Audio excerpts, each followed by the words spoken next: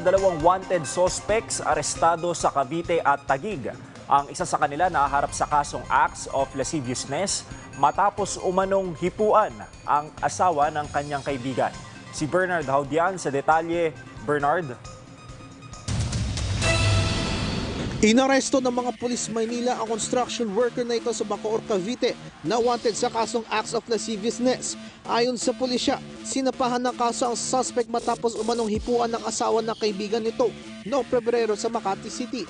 Pinasok ng akusado ang bahay ng kaibigan upang hanapin ito, subalit ang asawang natutulog lamang ang nadatnan.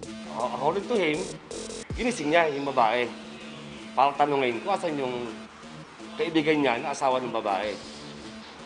So gumising naman, kinakalabit niya nga. Hanggang sa tinuro yung asawa na nasa labas. Itinagi ng lalaki ang paratang ng panghihipo at iginiit na kinalabit lang sa paa ang asawa ng kaibigan. Dagdag niya, magtatanong lang sana siya tungkol sa cellphone. Sabi ko lang, huwag yun naman naganto dahil wala naman talaga akong ginawa sa inyo masama eh. So, may pangyanak ako eh, nagtatrabaho ng maayos.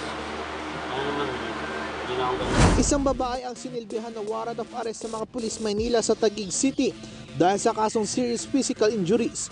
Ayon sa pulisya, noong 2019 ay pinagselosan siya ng isang babae dahil sa umuni pakikipagrelasyon sa asawa nito. Nauwi sa pananakit ang naging alitan ng dalawa. Yung babae na yon, sinugod siya sa bahay nila. Nagsabi ng kung ano ng mga sakit na salita.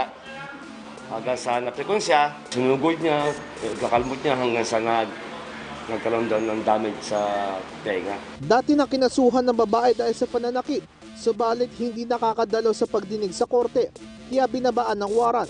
Ayon pa sa pulisya, dati nang nahuli ang babae dahil sa kasong theft. Tumanggi magbigay na pahayag ang akusado. Kapwa nasa kustodiya na Padacan Police Station sa Maynila ang dalawang wanted na suspect. Bernard Haudian para sa Morning Show ng Bayan, Rise and Shine, Pilipinas.